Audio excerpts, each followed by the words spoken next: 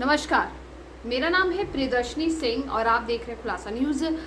आज पत्रकारिता दिवस के लिए एक बहुत ही सुनहरा दिन कहा जा सकता है हम पत्रकारों के लिए। अगर आप पत्रकार हो के सरकार में हो रही कुनीतियों को या जो गलत चीज़ें हो रही हैं समाज में, अगर उसको उजागर नहीं कर रहे हैं तो आप पत्रकार नहीं दलाल हैं, ये मेरा मानना है। और जो भी एक ऑनेस्ट पत्रकार होगा वो यही मानेगा।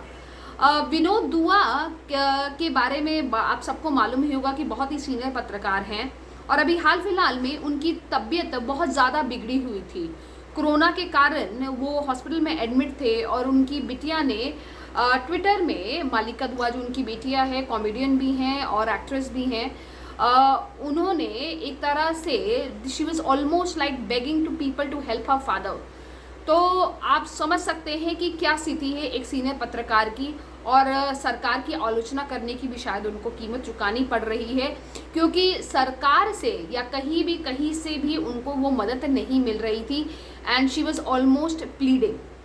अब खबर नई ये आई है कि विनोद दुआ जी पे एक केस फाइल हुआ था सरकार की आलोचना करने पे। सरकार की आलोचना उन्होंने की थी कि कोविड महामारी में जिस तरीके से सरकार काम कर रही है वो सही नहीं है और जिस तरीके से लोगों के लिए करना चाहिए उस तरीके से सरकार संयोजित तरीके से काम नहीं कर पा रही है। मेरे ख्याल से अगर इस तरीके से केसेस दर्ज होने लगे इस बात पे, आलोचना करने पे, वो भी सरकार के गलत कामों पे, तो मुझे लगता है कि आधे से ज़्यादा हिंदुस्तान सिर्फ तिहाड़ और यगवाड़ा और बाकी सारी जेलों में बंद होगा।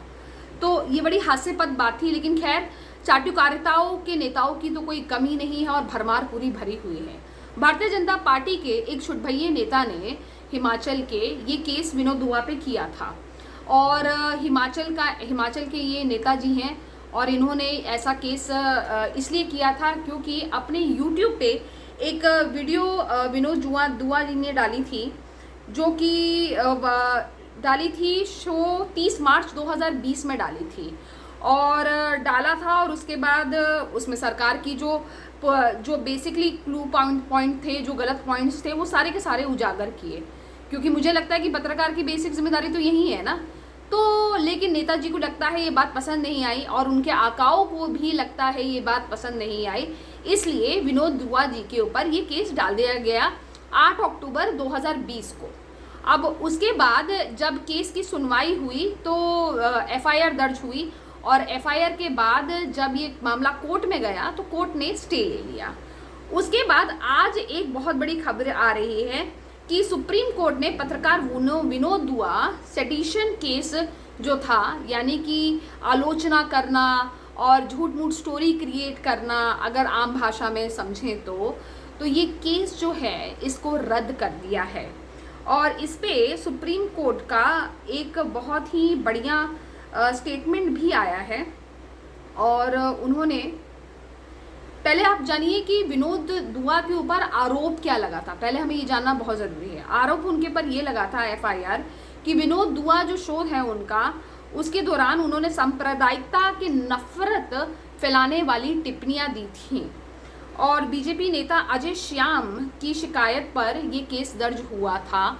बीजेपी नेता हैं, छुटभइये नेता हैं हिमाचल के, उनके खिलाफ ही केस दर्ज हुआ था under section 124A, section 268 and section 501 अपमानजनक चीज़ें छापना, संसेशन फैलाना और सांप्रदायिकता का जहर फैलाना।